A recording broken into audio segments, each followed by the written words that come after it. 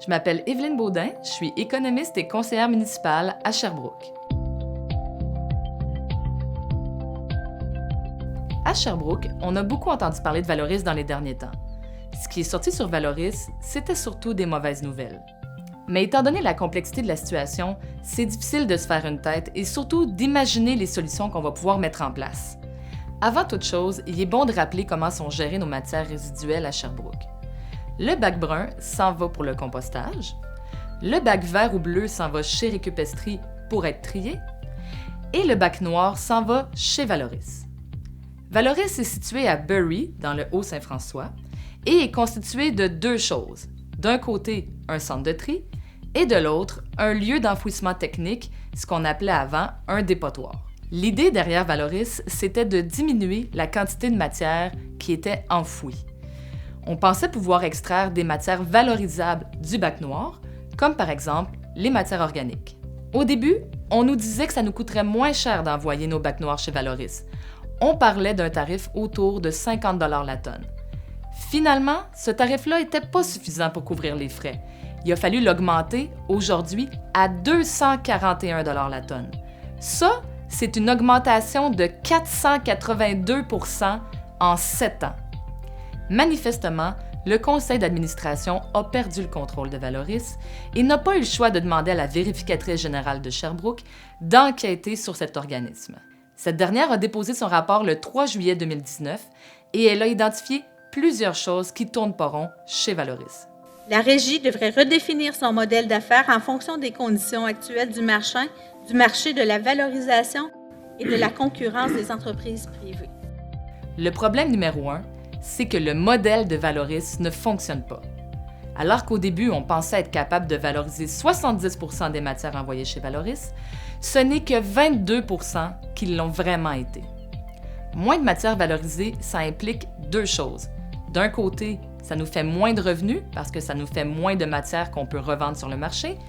Et de l'autre côté, ça nous fait plus de dépenses parce qu'on remplit plus rapidement notre lieu d'enfouissement technique.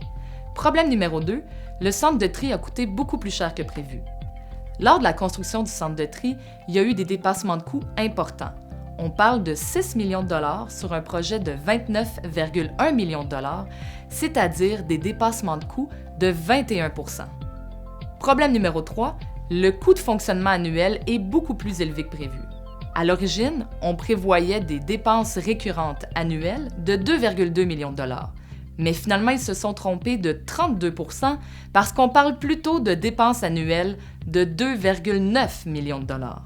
Ils pensaient aussi que les remboursements de prêts coûteraient 3,2 millions de dollars, mais ils se sont trompés de 28 % parce que ça coûte plutôt 4,1 millions de dollars. Quand on additionne ces deux erreurs, ça donne un écart annuel de 1,7 million de dollars. Pas étonnant de voir exploser l'endettement chez Valoris avec de telles erreurs de prédiction. Une vision à court terme et un manque de rigueur ont malheureusement caractérisé la gestion de Valoris. Problème numéro 4, la gestion déficiente. Dans son rapport, la vérificatrice générale relève de nombreux problèmes de gestion. Par exemple, la direction n'était pas satisfaite de la performance des équipements et elle a décidé de retenir un paiement de 2,7 millions de dollars à son fournisseur d'équipements. Une direction prudente aurait mis cette somme de côté dans un compte protégé, en prévision du moment où elle aurait à la verser, mais imaginez-vous que ça n'a pas été fait. Une autre erreur importante de la direction, c'est lorsqu'ils ont décidé d'enfouir plus que la limite de 40 000 tonnes annuelles qu'ils s'étaient fixée. Et ce, pendant 3 années consécutives. Certes, ça a généré des surplus financiers pendant ces 3 années, mais ça a grandement écourté la durée de vie du site d'enfouissement. Ce qui fait en sorte qu'aujourd'hui, on se retrouve à devoir agrandir le site d'enfouissement, et ce, beaucoup plus tôt que prévu. Je ne peux que constater que le conseil d'administration de l'organisme n'a pas mis en place les règles de gouvernance afin de s'assurer que la Régie répondait au mandat qui lui était confié de façon efficace et efficiente. Le problème numéro 5, c'est que le conseil d'administration n'a pas joué son rôle adéquatement. La vérificatrice a conclu que le conseil d'administration n'avait pas donné d'orientation claire à la direction, qu'il n'avait pas défini de priorités, adopté de planification stratégique ou de plan d'action, je vais vous expliquer une situation où le conseil d'administration n'a pas joué pleinement son rôle. Il faut savoir que pour que Valoris fonctionne, ils doivent recevoir beaucoup de tonnage de matières résiduelles. Or, durant les dernières années, les prévisions de tonnage à recevoir étaient presque toujours surestimées, et surtout pour le tonnage le plus payant, c'est-à-dire celui des industries, commerces et institutions, et celui de la construction, rénovation, démolition. La direction disait au conseil d'administration « Inquiétez-vous pas, on pense qu'on va recevoir beaucoup de tonnage l'année prochaine et ça va bien aller du côté des revenus. » C'est difficile de comprendre comment le conseil d'administration a pu avaler des prédictions aussi optimistes alors que de l'autre côté, les résultats n'étaient jamais au rendez-vous.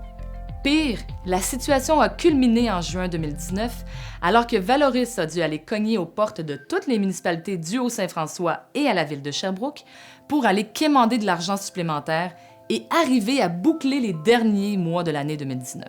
Pour Sherbrooke, ce sont 3,5 millions de dollars qu'on a dû verser en 2019, qui se transformeront en 4,4 millions de dollars pour 2020 et les années suivantes. Juste pour Valoris, ça veut donc dire une augmentation de taxes de 2,3 % pour les Sherbrookois et Sherbrookoises. Maintenant que vous comprenez mieux la situation chez Valoris, qu'est-ce qu'on fait? Notre vie serait beaucoup plus facile si la solution au problème de Valoris était simple et évidente. Malheureusement, on est propriétaire de Valoris. On a donc une dette de 41 millions de dollars qu'on devra payer un jour ou l'autre. Est-ce que le modèle de Valoris est de toute façon voué à l'échec? Est-ce qu'on fait suffisamment d'efforts pour le tri à la source? Il serait peut-être temps de penser en dehors de la boîte.